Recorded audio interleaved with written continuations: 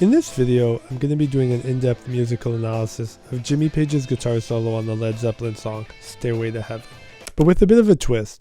I've noticed that when we analyze solos, be it in rock or even in jazz, we tend to focus our analysis on pitch and harmony as opposed to more, let's call them compositional elements. These elements include things like structure as well as thematic and motivic development. Coming from more of a composition background myself, I'm more interested in these latter elements, as I think we often neglect how emotionally impactful they can be when we solo. The Stairway solo is an excellent example of this. The solo is often described as epic and larger than life, and yet we only really see ingredients of this when we look at the solo's structural and rhythmic choices. So that's what I'll be doing in this video basically, analyzing Page's solo as if it were a classical composition. In particular, I'm going to be looking at 3 compositional choices Page makes in the first section of this solo that help give the piece a sense of development, forward momentum, and that sort of epic quality most of us associate with it. So without further ado, this is how Jimmy Page solos over Stairway to Heaven.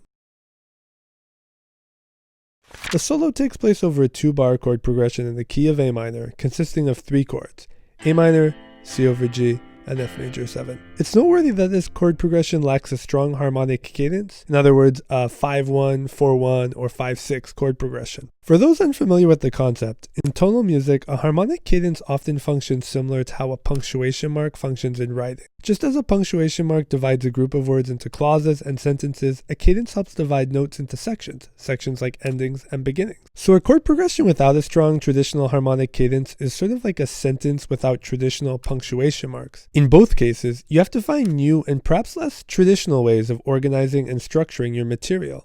The scale Page uses presents him with a similar problem, because A minor pentatonic, even with the F natural he adds, is still pretty darn consonant over this chord progression. That is to say, you can sit on any one of these notes over these chords and they'll sound pretty good and relatively stable. So the scale and chords together don't really set the stage for a particularly epic solo. So what musical elements do? So one way Page creates a sense of development in this solo is by using a theme. For our purposes here, I'll define a theme as a central melody or musical phrase, which the majority of a given piece of music's material is in some way derived or related. Now I won't spend too much time explaining themes as there are already several good videos on YouTube covering this topic. I'll just say that one of the main functions of a theme is to create continuity, and therefore a theme can help give a piece a sense of development by providing the listener with a consistent point of reference against which to measure musical change. The theme Page uses in the Stairway solo is the first lick we hear. It sounds like this. We hear a variation on it here, and another variation on it here. So what are the things Page does to vary this theme and keep it from being monotonous? Probably the simplest technique Page uses to do this is called rhythmic transposition. Rhythmic transposition refers to repeating a musical idea by starting on a different beat than the one it initially occurred on. So for instance, if we compare the first iteration of the theme to the third, then we see that the first one occurs on beat 3 and the third one occurs on the and of beat 1. Since the first one occurs on a downbeat and the second one occurs on a syncopated beat, the licks have very different rhythmic feels. The accents fall on different notes. You can also use rhythmic transposition to effectively reharmonize a theme by starting said theme over a different chord in the progression than the one that initially occurred over. For instance, if we compare the same 2 licks again, then we see that the first starts over a C major and the second starts over an F major 7. Since these are different chords with different functions in the key, each chord casts the same melodic material in a very different harmonic light.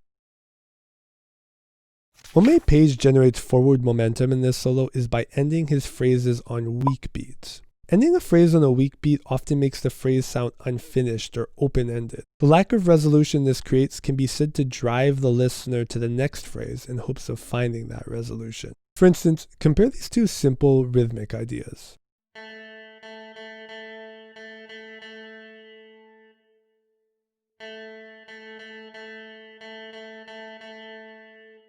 How would you describe the difference in feeling between these 2 lines? If your ear is anything like mine, then you want to hear the second phrase resolve into something like this.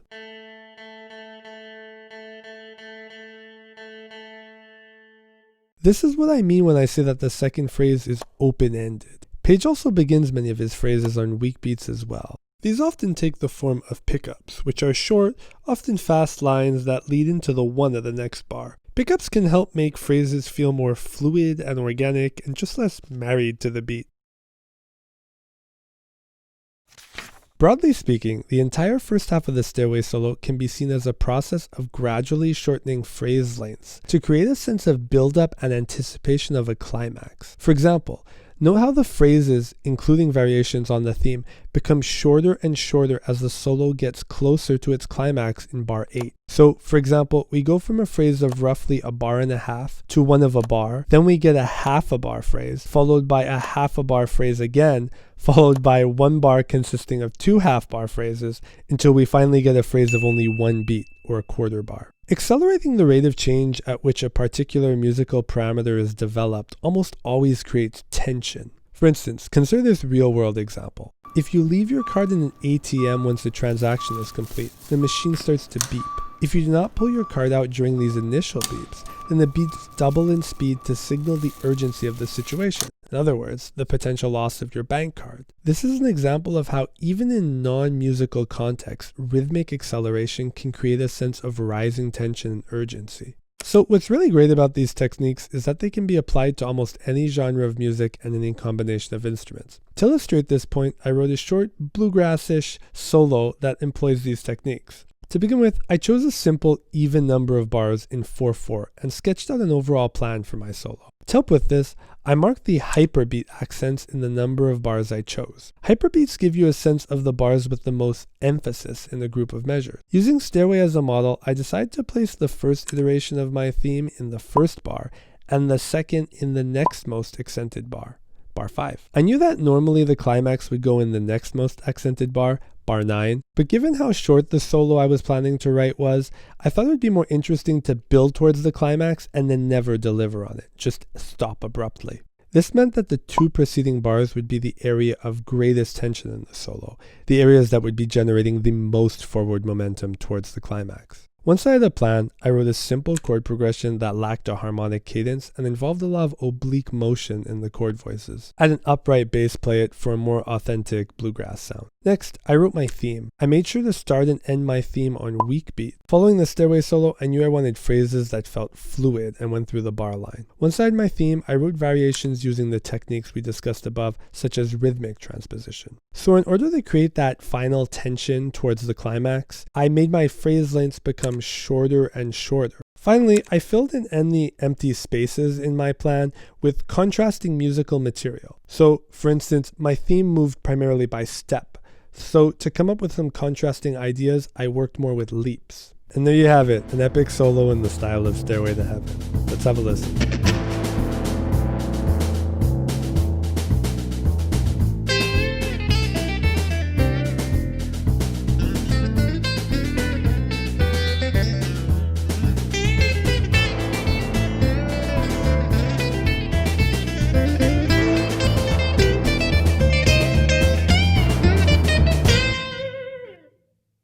If you want to support this channel, then please comment, like, share, and subscribe. Additionally, if you are interested in transcriptions from this video or other perks related to the content I create here, then head on over to my Patreon. The link is in the video's description. Thanks.